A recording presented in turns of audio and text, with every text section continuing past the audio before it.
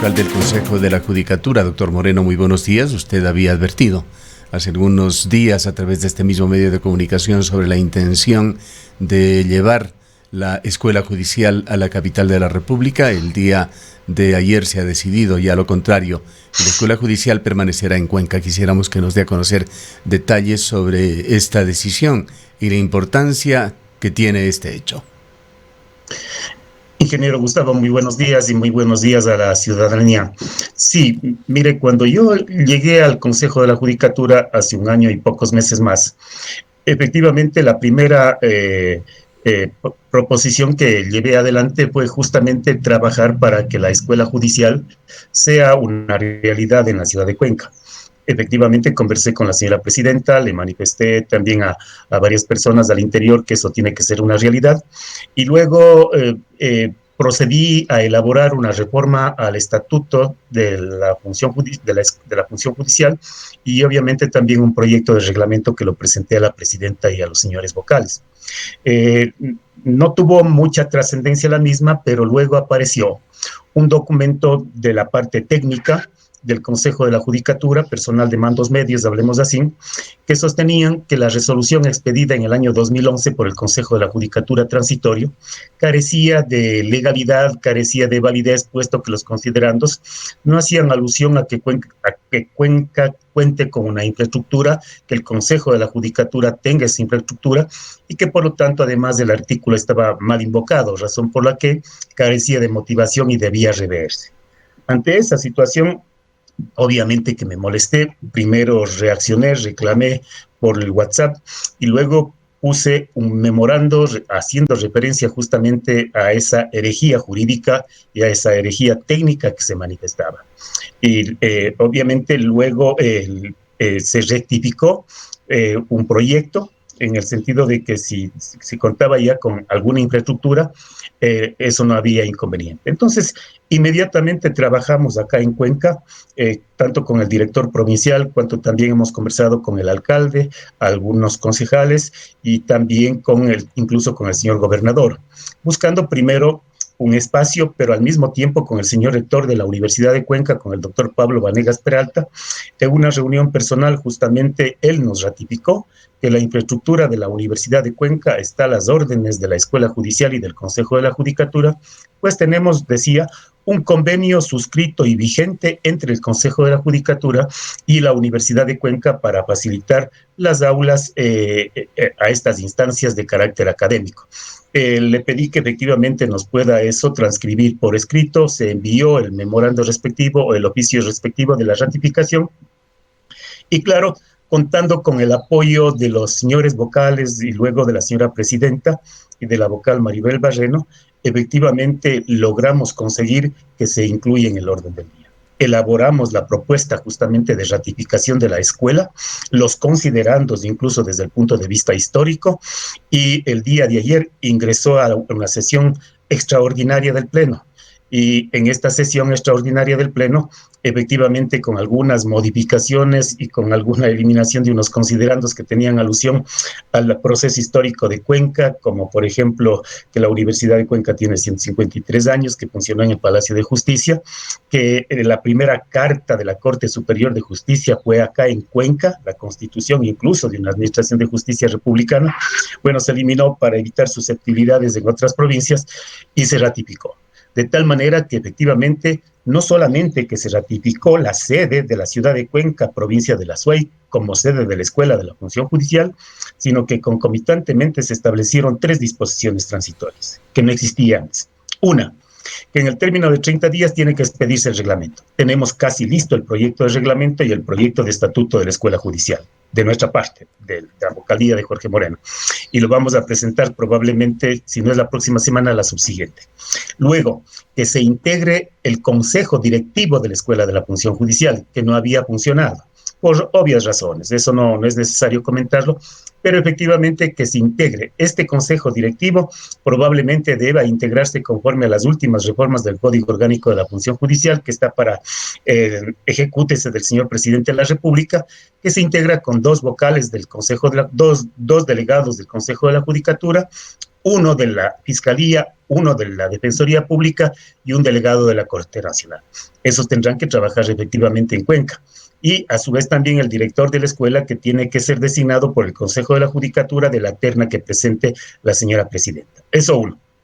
Dos, que asimismo todos los recursos que se necesiten desde el punto de vista económico, de personal, de bienes, efectivamente a través de la Dirección General, que es la que maneja la esfera administrativa, se lo entregue lo más pronto posible a la ciudad de Cuenca y que la ciudad de Cuenca comience a funcionar como la escuela judicial en el mes de a partir del mes de marzo del año 2021. Esto es muy importante porque en el mes de marzo de 2021 justamente se expidió la Carta de Constitución de la Corte Superior de Justicia de Cuenca.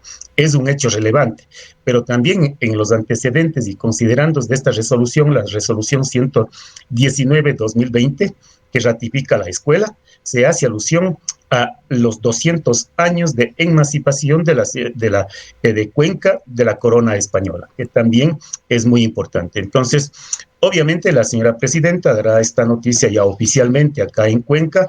Evidentemente también vendrá a la ciudad de Cuenca la señora presidenta. Entiendo que estará presente incluso en la sesión solemne y al día siguiente, el martes 4, sesionará el pleno del Consejo de la Judicatura con esta grata noticia para Cuenca. Yo quiero, a través de su emisora, ingeniero Gustavo, agradecer públicamente la gestión del Pleno del Consejo de la Judicatura, comenzando por la señora presidenta, los vocales Fausto Murillo, Juan José Murillo y la vocal Maribel Barreno.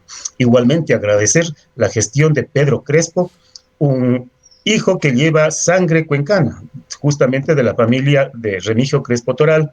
Agradecer también la posición de algunos directores o de muchos directores que trabajaron, pero conjuntamente quiero agradecer a mi equipo de cuencanos que están conmigo. Daré los nombres, incluso Freddy Sánchez, Francisco Bermeo y Alejandro Larriba. Son los tres con los que efectivamente trabajo. Siempre cuando estoy en alguna función, busco a los cuencanos y busco a mis estudiantes para justamente trabajar.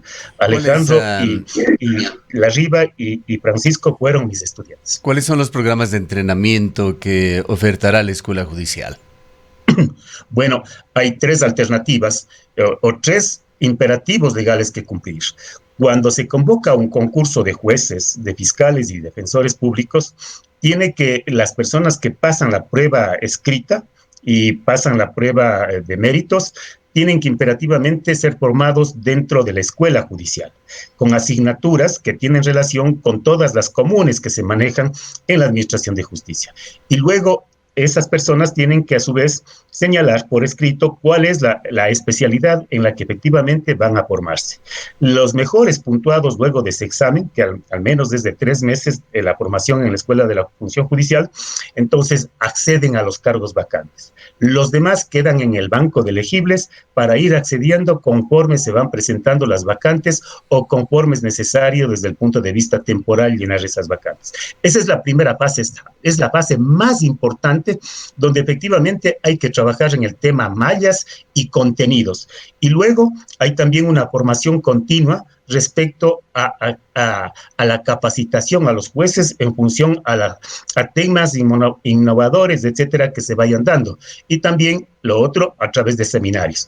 Ahora, lo que pretendemos justamente con la Escuela de la Función Judicial es que todo esto se lo pueda realizar desde Cuenca, pero sobre todo que se programe con anticipación. Es decir, no que se haga porque hoy me dan la noticia o me dicen esto está interesante, hazlo, sino definitivamente planificar al menos con unos 6 meses de anticipación y que efectivamente los que están en la Administración de Justicia tengan la obligación imperativa de acceder a esos cursos. Y además hay que regular en el reglamento de que los cursos tienen que ser aprobados por los judiciales. Habrán esos cursos que sean aprobados por los judiciales para que tenga puntaje en la evaluación. Y otros cursos que efectivamente también se les puede dar para que asistan, pero esos no tendrían puntaje en la evaluación. Es muy importante entonces regular todas estas líneas que efectivamente lo hacen los académicos y lo hacen también en gran medida los judiciales judiciales. Pero yo, por ejemplo, con todo el respeto que se merecen los jueces, no creo que solo los jueces tienen que capacitar. Allí tienen que estar los académicos de las carreras de derecho, efectivamente capacitando. Tienen que estar también personal, por ejemplo, de la Corte Constitucional, capacitando. Y obviamente también los jueces, los mejores jueces, que efectivamente tengan buenas propuestas, que sepan de la pedagogía y profesionales. Entonces, todo eso hay que trabajar para que efectivamente podamos, desde la Escuela de la Función Judicial en Cuenca, generar, más allá de la academia, generar investigación, que es muy importante. Y allí las universidades, tanto la Católica de Cuenca, la Universidad de la SUAY, la universidad probablemente hasta la particular de Loja y la de Cuenca, van a jugar un rol protagónico en estas líneas, sin perjuicio de que lo hagan todas las universidades del país, porque tenemos que abrir estos espacios a todas las universidades del país, a la Corte Constitucional, a organismos y estamentos internacionales con los que hay que ir justamente formando esos vínculos. Una buena noticia, sin duda, y una amenaza que se despeja. Además, quisiéramos ir a otro tema. En el gobierno anterior, el Consejo de la Judicatura con frecuencia actuó como una entidad sancionadora, utilizando con frecuencia el denominado error inexcusable. A través de estas sanciones se separaba a jueces a discreción y se moldeaba la función judicial a la medida de intereses del gobierno, de intereses externos. A los tiempos volvemos a escuchar que se seguirá en contra de jueces ecuatorianos de la provincia del Guayas, nuevamente un proceso por error inexcusable, pero ahora se lo hace a través de una excitativa o un dictamen de un tribunal superior de la Corte de Justicia. Coméntenos sobre este tema, el error inexcusable que vuelve a sonar a los tiempos en el país. Bien, en el Código Orgánico de la Función Judicial se establece el régimen disciplinario sancionador también para los servidores judiciales, sean estos jueces, sean secretarios, ayudantes judiciales y más personal administrativo, cuanto también fiscales, personal administrativo de la Fiscalía y de la Defensoría Pública. Entonces, previstas las infracciones en leves, graves y muy graves, que son las que están contempladas en el 109 de este cuerpo normativo, en el artículo 109, numeral 7, se establecía porque justamente allí hay un cambio radical, el error inexcusable, la negligencia manifiesta y el dolo como causal de destitución que lo lleve adelante el Consejo de la Judicatura. Yo personalmente he sido crítico, no de ahora, desde hace muchos años, de que el error inexcusable, siendo justamente un tema de interpretación de normas jurídicas, por lo tanto, de un juez, no debía conocerlo de manera directa el Consejo de la Judicatura. No así la negligencia manifiesta, que para mí es una norma de conducta. Sin embargo, algún juez, y con justa razón, consideró que había una duda razonable en el tema y pidió o hizo la consulta a la Corte Constitucional. La Corte Constitucional, luego de algunos debates y deliberaciones, por votos de mayoría, resolvió de que el error inexcusable, la negligencia manifiesta y el dolo contempladas en esa norma tenían que, previo a cualquier trámite de carácter administrativo sancionatorio, ser resueltas por un juez. Y solo con esa resolución del juez, evidentemente el Consejo de la Judicatura tenía que conocer. Entonces, ahora, con esa resolución, los jueces superiores, que efectivamente tienen esta competencia, cuando un juez inferior potencialmente y sea incurso en una de estas tres infracciones, analiza, razona y califica.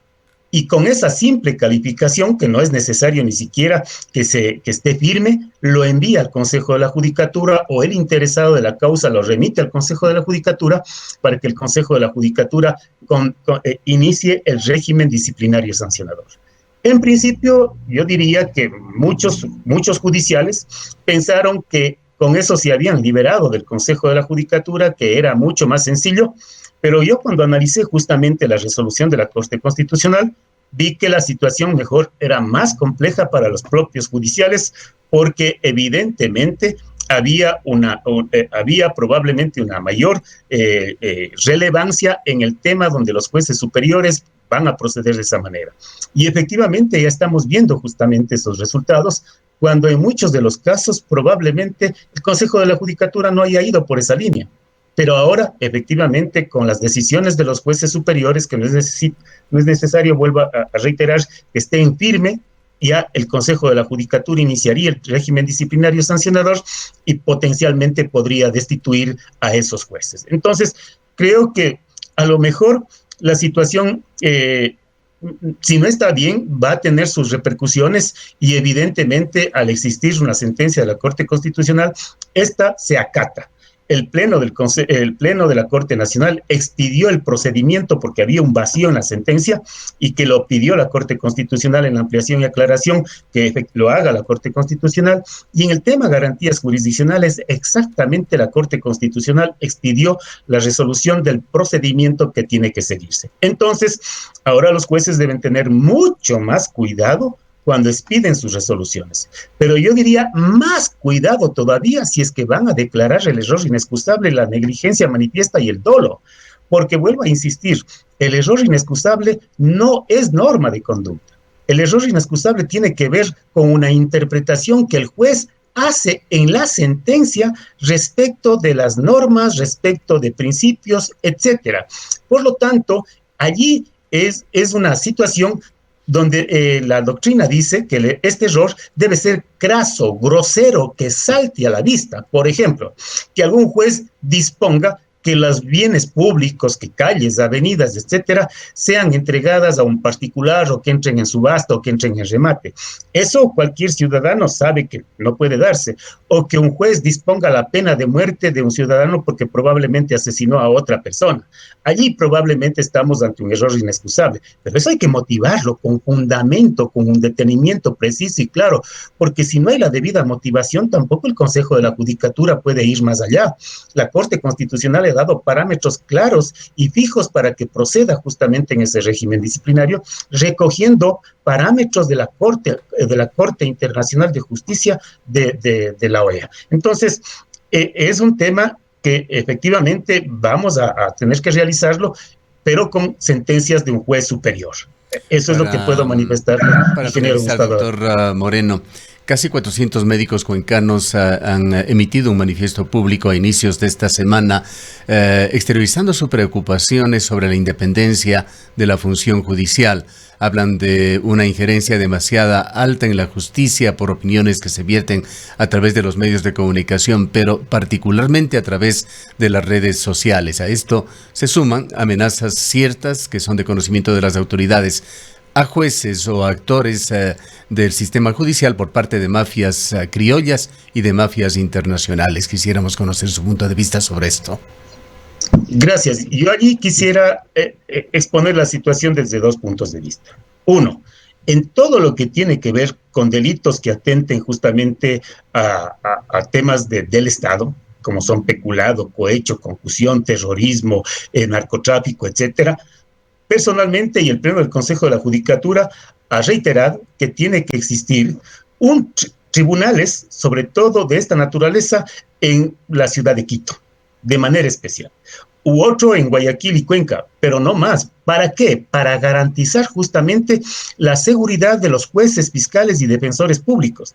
No es igual que un juez de frontera como en Esmeraldas, que acaba de ocurrir, o efectivamente no solamente que sea amenazado, sino que le atenten a su vida y no exista el respaldo inmediato y suficiente de las fuerzas de seguridad, por las distancias, por muchísimas circunstancias de infraestructura, etcétera.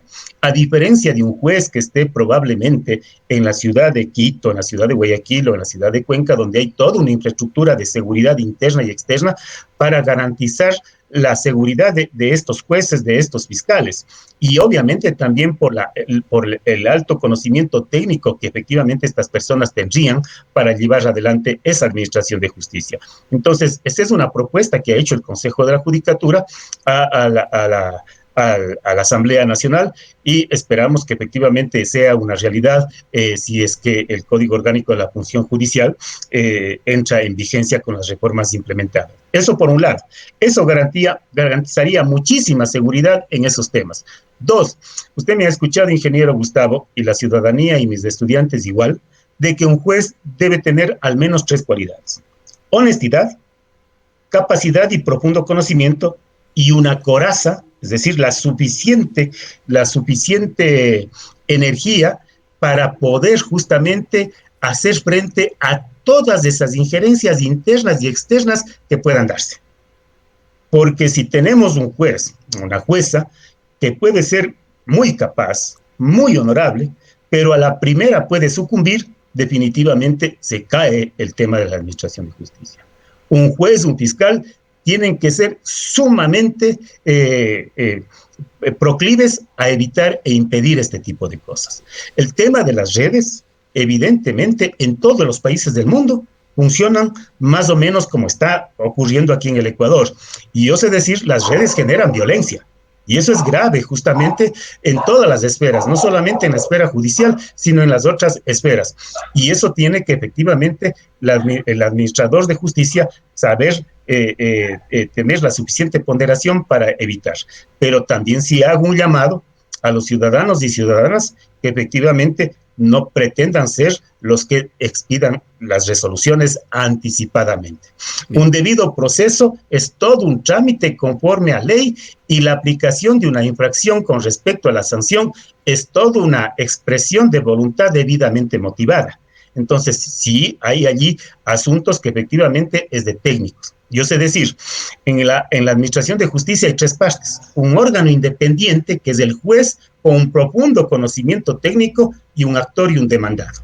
Y lo que hace el juez cuando expide la sentencia es declarar una verdad legal que subsume la voluntad de las partes. Eso es justamente un tema referente a lo que debe ser la justicia. Bien, queremos agradecerle por su presencia en esta mañana al doctor Jorge Moreno Yanes, vocal del Consejo de la Judicatura.